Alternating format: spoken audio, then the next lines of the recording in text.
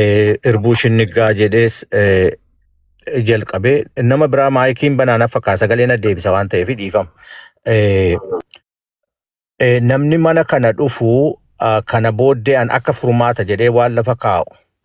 Warra adda bilisa baasaa pheenxee yookiin adda bilisa baasaa islaamaa jedhee warra deemuu hin dandeenye paartiin qabnetu dhufeetu mana kanatti yaani yeroo baay'ee dhaggeeffachaan ture. Amantii jala dhokataniitu adeemu garuu dhaaba qabdu yoo jette dhaaban qaban kana booddee warra gandaan deemu warra kutaan deemu Oromoo adda diiguudhaaf mana kanatti akkan keessummeessine kuni furmaata jedheen amana. Waa'een gandaa waa'een kutaa waa'ee amantii namni akka amantiitti loluu barbaade namoota baay'een argamma warra Jawaar waan inni emmi ta'e duwwaaf warra jibbutu jira. Warra immoo pheenxees jibbutu jira. Kuni Oromoo keessa warri kuni dhaaba pheenxee jedhu dhaabbatanii dhufuu qaban yookiin immoo dhaaba adda bilisa baasaa islaama jedhu baafatanii achi as dhufuu qaban. Yoo kana hin taane namoota gosaan walitti nama naqan waa'ee amantii fidan waa'ee Oromootti yoo ka dhufan ta'e nama akkasii akka keessummeessitan abdiin qaba. Maaliif yeroo baay'ee ajandaa qabatanii dhuftanii ajandaan keessan deemeetu waa'ee amantiitti galee achii booddee waa'ee gosaatti galee achii booddee namutu waliin galin adda baa waan ta'eef akka kanatti yoo wannoo gootan baay'ee yaada furmaata jedheen amanu warri waa'ee amantiitiif loluu barbaade maqaan dhaaba paartii isaatii eenyu jedhama. Ka pheenxeedhaanis maqaa pheenxeetiin maqaa nama maqaa muslima jibbusi yoo ta'e dhaabni kan kee eenyu maqaa dhaaba keetiitiin asitti ibsachuu dandeessaa jettanii akkasitti wannoo gochuuf warra Jawaarii waanuma inni muslima ta'eef warra jibbus an argaan jira maaliif waan inni maqma muslimaa qabu duwwaaf warra jibbutu jira. Anamma Jawaariin gaafa inni qeeqaan ture yeroo inni Abiyyi jalatti wannoo qabna yeroo inni jedhe amma garuu wanta ittiin isa dura dhaabbadhuun qabu. Maaliif duraan gaafa Abiyyi jalatti barcuma qabnaa ittuma fufsiifnaa shufee raddaati yeroo inni jedhe sana mormaan ture. Amma garuu gaafa ni rakkoo uummataa wannoo ta'u yoo Jawaar dura dhaabbadhee biltsiginnaa tumsuu jechuudhaan akka kanattanitu siyaasa hubadhaa jechuudha. Kanaaf Jawaariin amma wanti ittiin dura dhaabbatamu hin jiru. Tas politic nature akka policy siyaasaatti nama biltsiginnaa kuffisuudhaaf waan danda'e hojjetu hundumtuu dura dhaabbachuun barbaachisu. Qabsoo Oromootiif fira horuun barbaachisaadha laa jara keenya. Biltsiginnaan yoo barbaadde Eertiraa fiddee Oromoo rukuchifti yoo barbaadde Somaalee fiddee Oromoo rukuchifti yoo barbaadde United Arab Emirates har'a warqee Oromiyaa keessaadha guurrataniitu Abiyyiin Gujiirraa Wallaggarraa warqee guureetu United Arab Emirates kenneetu ittiin droonii fudhateetu ittiin Oromoo fixaa jira. Piicharii isa guddaa sana ilaaluu dhabuun namni keenya warri keessattuu mana bantanii warra waa'ee gosaa waa'ee amantii Oromoof Oromoo gidduutti rakkina uumu tokko keessummeessuu dhabuudha. Tokkoffaa yookiin akka dhaaba isaatiitti yoo dhufe dhaaba islaamaa ta'e yoo dhufe akka islaamaatti dhaaba pheenxee yoo ta'e dhufe immoo akka pheenxeetti dhaabni koo kana qabaa ka jedhu dhaaba isaa himachuu qabu. Warra dhokatee adeemu warra akkasii kana warri Oromootti rakkoo fidaa jiru maammee jabana. Kanaaf kaaba yerootti mana keessan geggeessitanii namni paartii irraa dhufe yoo barbaades yoo waa'ee uummataa ta'e rakkoo uummataa kanas dubbachuus yoo ta'e amantii jala dhokachuun barbaachisu. Yoo waa'ee amantii tiif deema ta'e waa'ee amantii sana yookiin achirratti maqaa paartiin koo islaama akkasii jedhama yookiin paartiin koo paartii pheenxee akkas jedhama yookiin ortodoksii akkasii jedhama jedhee maqaa paartii isaa sana beeksisee waan Oromoodhaaf harkaa qabu dubbachuu qaba. Kana booddee akkan keessummeessifne yaada jedhuun qaba. Kabiraadha isa dhumaadha amma diina tokkotu Oromoo harkaa qaba. Oromoon diina harkaa qabu kana yeroo ammaa Jawaar irratti duuluun yakkan ilaalutti warri Jawaariin xiqqeessu biltsiginnaan Jawaar Yamaniidhaa jetti. Oromoonis yoo ka'e Jawaar irratti duule biltsiginnaa tumsaa jirra jechuudha indirect. Kana namni keenya beekuu qaba. Nama maqaa islaamaa qabu tokko fuudhanii yookiin Ijiptii jedhu yookiin Sumaalee jedhu yookiin kana jedhu kuni siyaasa Itoophiyaa keessatti ittiin mataa nama qabachiisan. Ammatti waan Jawaar godhaa jiru by any means karaa fedhe namni wanta ittiin dura dhaabbatu hin qabu. Tokkoffaa amma nama tokko kaleessa maxxansaa ture nama dhiya wallaggaatti nama garee 120 ijaarratee jiru sana nama sanaan maatii hundan beeka waan isin ajaa'ibsiisu. Wanti inni jedhee dhibbatti hisnaayileet wanta dhugaa jiruudha. Obboleettii kootiin mana koo naa ijaarsiftu shanee wajjin mana koo gubdeetii kanaaf ijaaruu qabda jedhee nama birrii 70,000 obboleettii koo gaafateedha. Namni kuni wanta dhugaa jiru akkasii kana deeggaraa deemuu qabna.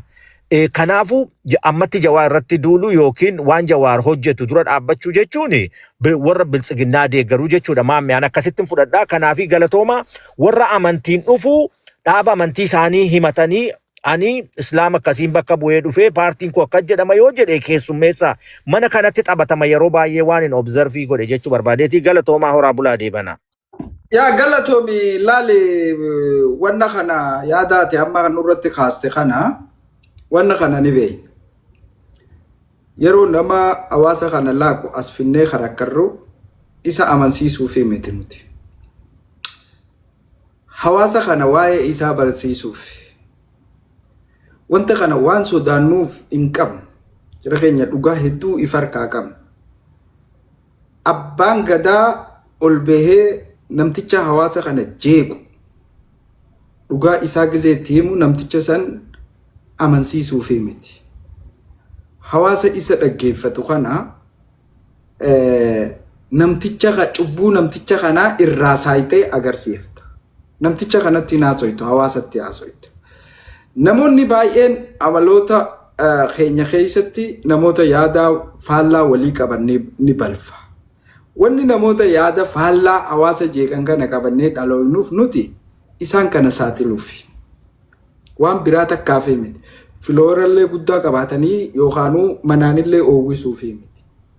Namticha kana saaxiluufi jechuudha. Hawaasatti haasawaa jiru yeroo san. Dhugaa fi haqa yoo harkaa qabaattee ol baasteeti saaxilta. Namoota kana jechuu barbaadeeti. Sanii fi ol baafnaa yookaan dhageettii isaa kan nuuf himeti. Nurra guddatee yoo dhageettii fudhatee isaa fudhatu maa rakkoon qabu. Nuti dhugaa haqa Oromoof Oromummaadhaa yoo ibsuu dadhabne nututu dadhabina qaba. Wanta Oromoon keessa jirtu akka amma ati ibsite kanatti. Jawaar abaaruu yeroo amma kallattiidhaan mootummaa deeggaruu akka ta'e akka ati ibsiteef kanatti hawaasa duratti nama san saaxiltaa jechuudha. Kanaaf wanna namoota garagaraa dhaleessinuuf abbaa amantii jalatti dhokatus ni qabna ni gaafanna gaafii irraa qabna gaafii sana immoo ka gaafannu wanna isa buddinuu hawaasni akka dhaga'uuf karaa itti deemu. Asumaan namoonni baay'een yeroo haalli qabsoodhaa tokko oowwan ni balaaleffatu. Jawaar abaaran, marroo abaaran. Warri kuni warra qabsoon harkaa baate namoota abaaranii qaama mootummatti irkatanii nyaachuu barbaadanidha. Dhugaa yoo dubbannee amantii garagaraatiis qabaatan ni salaatan. Qabeentee fakkaatus ni waaqeffatu. Masgida sin dhaqan jarri kun. Jarri ati amma kaaste kun. Garuu namoota dhugaa Oromoo kanaan deemu irratti balaaleffatan. Marroos ni balaaleffata bar murnu kun. Amma waliigalee balaaleffachaa jiranii Islaamaa fi Benteenis waliigalee marroos ni balaaleffatan bar marroos ni abaaran. Marroo waan Islaamaa ta'eef miti kamarroo abaaran yookaan waan Bentee ta'eef miti jabaa waan ta'eef. Jawaaris akkasumatti abaaran. Wanta Islaamaa ta'eef miti wanna jabaa ta'eef. Namoonni hojjetu dhugumatti ni balaaleffatamu wanni agarre. Amma rakkooleen jiru maal? Hawaasni kun maal keessummeessaa jira? Namtichi Abiyyi Jaanii Nabiyyi Jaanii faarsan kun maaliif kan inni godhaa jiru? Maaliif rakkoolee kana godhu? Namoonni baay'een mootummaan maaliif if diiguudhaaf waan kana godhaa jira? Lakki yoo nageenyi jiraate Abiyyiin guyyaa takka aangoorran bulu. Kanaaf nagaa isaatutu booressa. Isinii galee jiran wanni kun. Yoo nageenyi jiraate hawaasaatiitu gaafii mirgaa gaafii haqaa mootummaa gaafata. Waan kana akka gaarii dhaggeeffadha. Yoo nageenyi kan jiraatu ta'e. Qawween takka yoo kan jiraattu ta'e hawaasaatiitu nagayaan gaafii mirgaa mootummaa kana gaafata qabee waxa. Akka hawaasni gaafii nagaa hin gaafanneef gandi hundi qeheen hundi ibidda itti qabsiisaa jira.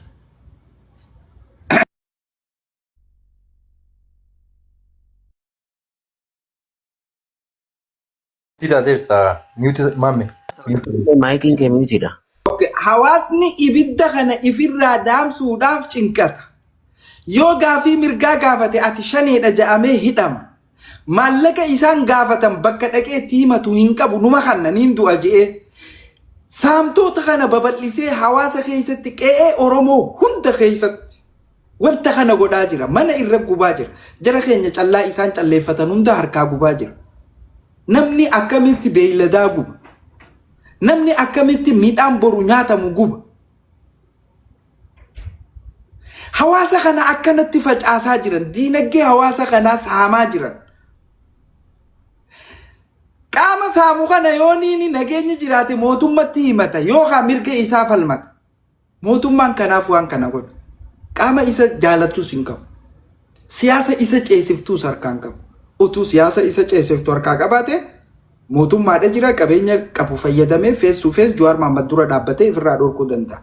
KFO dura dhaabbatee ifirraa dhorkuu danda'a. Wanti KFO diiguuf, wanti ABO diiguuf, hooggantoota wanni diiguuf namoonni qaaliin eenyu namoota Jawaar Mohaammed wajjin footoo qabu. Namoota duraan isaanii wajjin dalagaa ture. Akka itti garagalanii abaaraniif isaan kana bita. Namoonni qaaliin eenyu marroo keessaa namoota tokko fidee miidiyaa irratti ol baasu hoogganaa isaa harkaa boojisiisuudha.